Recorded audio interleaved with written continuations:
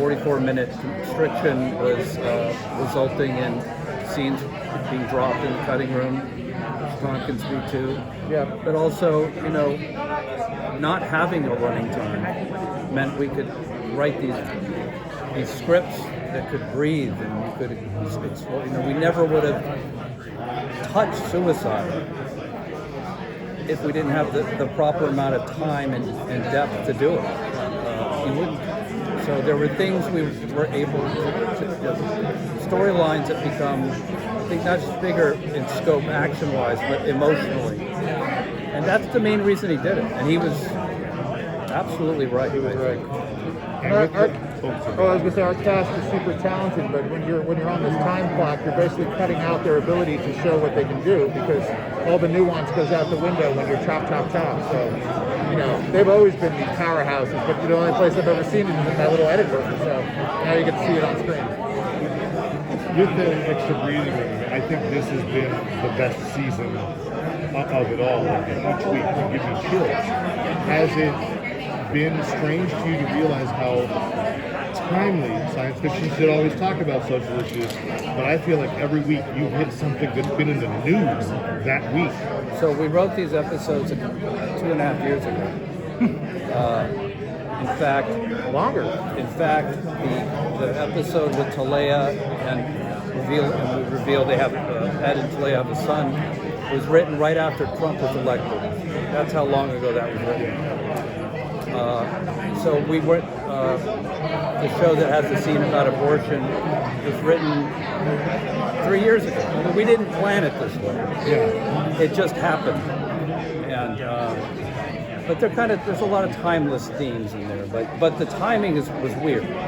Like it was a little too. That's what I'm saying. Like the Roe v. Wade thing happened the same week.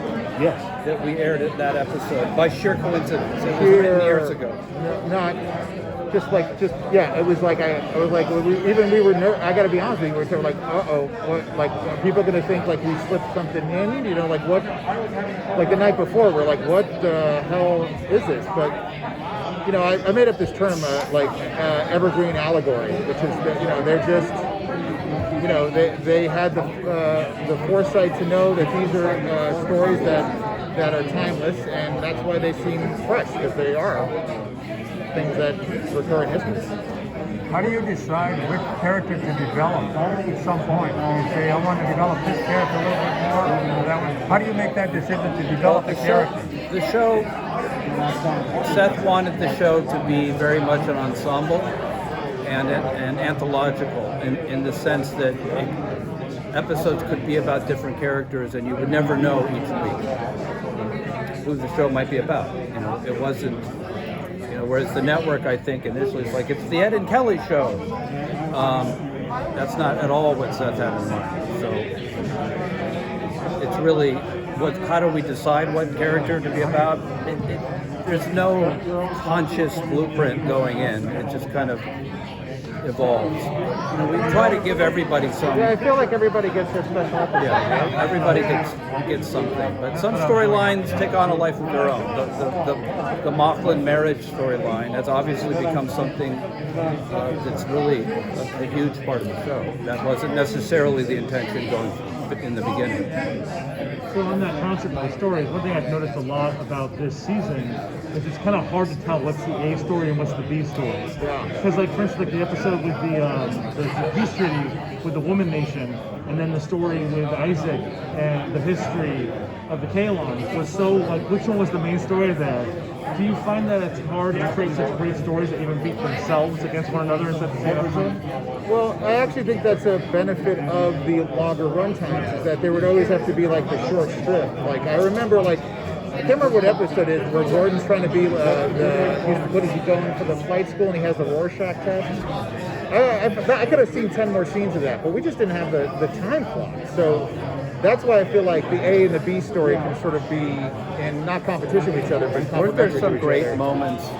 One of my favorite B stories was when Clyden and Boris got hooked on cigarettes. Yeah. And there were a couple really funny moments you had to cut out. Yeah, that's right. Just for time, that were hilarious. But Well, we used it at Comic-Con as a deleted scene, but there was no reason to cut it, and it actually helped track the addiction better. But that was it. There was no relevant information to me. Yeah. You have to focus purely on what story must be told versus the stories you want to tell, which is why this season is so much better. So, what has it been like for you guys to watch the popularity of the series skyrocket from where it started to now? I think you can be my therapist. Thank you for saying that. Has it? I mean, it's yeah. I mean, I guess it has caught on. I have noticed there's a lot more traffic and the numbers have jumped. So yeah. I mean, we're picking up fans left and right. You know, I see people tagging me that I've never met before, and yeah, it's especially this season, 3 years of doing it in a vacuum. I think we kind of knew we had something, but until you really see it out there. I mean, the show initially, when it came out, got a lot of critics really gave it bad reviews. But in watching the fan response when it was airing, we saw that the fans liked it. The science fiction fans understood that it wasn't Galaxy Quest. It wasn't a parody of science fiction. It was science fiction at its core. And that's we think the fans are sticking around for that reason. Seth described this as wanting to be returned to aspirational science fiction. So, as you move forward, and this has been a rough year, are you piecing together those things that can maybe give people more hope? It's absolutely one of the reasons he wanted to do this show is it was aspirational science fiction. It was missing. They're mostly dystopian. When you one of the biggest sci-fi franchises of the last 15 years is about children murdering each other for food. That's not exactly going to be an enduring classic, in my opinion, because no one wants to live in that future. Well, even given the amount of conflict that can be, because you need conflict to tell a story, the baseline, the core is hope. There's always hope. There's always they want to meet new species. They want to have peace. That's always the core of the show. So that's not always easy to find. I think we're going to chase away. Thanks, guys. Thanks for your questions. Very appreciate it.